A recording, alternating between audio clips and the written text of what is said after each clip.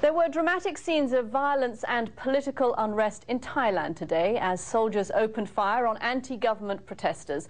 The demonstrators, who support the country's former prime minister and are demanding fresh elections, retaliated by setting fire to buses and throwing petrol bombs. At least one person was killed and more than 90 people were injured in the upheaval. The BBC's Alistair Leithhead reports on today's violence from Bangkok.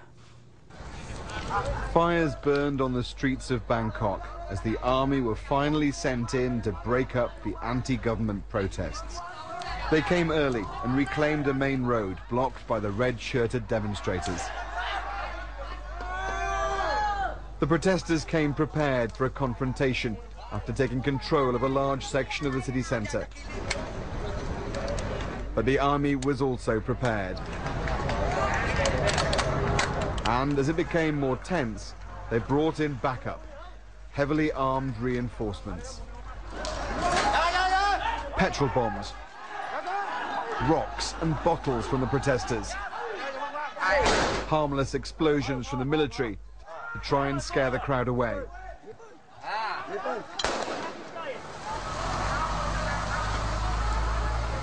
But as a bus was set on fire, the troops moved. This was enough provocation for the rules to suddenly change.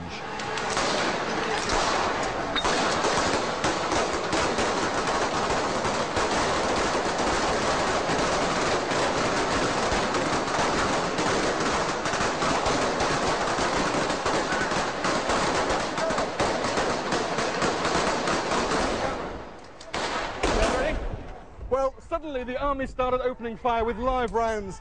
They were trying to shoot above, but some of those bullets were being fired into the crowds. It scarpered the red shirts who've gone down here, and the military are now following them. They're firing down this alleyway just down here as well. Then behind us, the protesters drove another bus at the troops. It started clashes on a second front.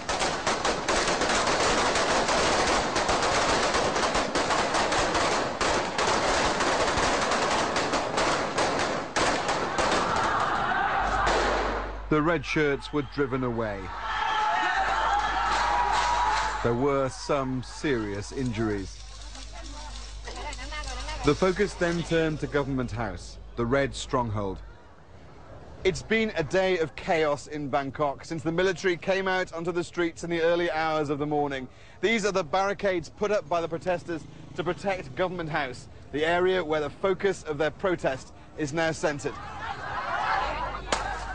After dark, the locals turned on them, their momentum perhaps starting to stall.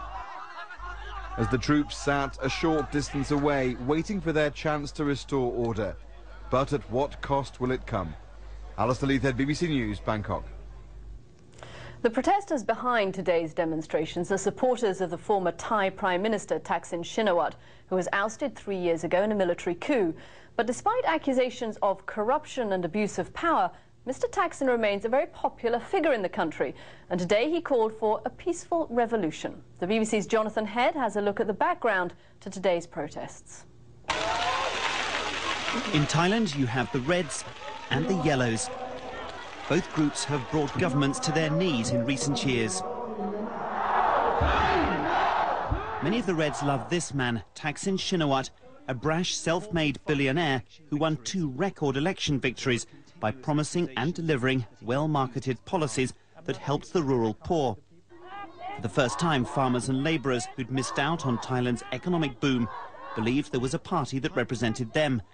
They are the bedrock of the red shirt movement today. I just would like to give them moral support. I never instigate them, but I want them to fight to get the true democracy. We've been fighting for many years. The poor cannot be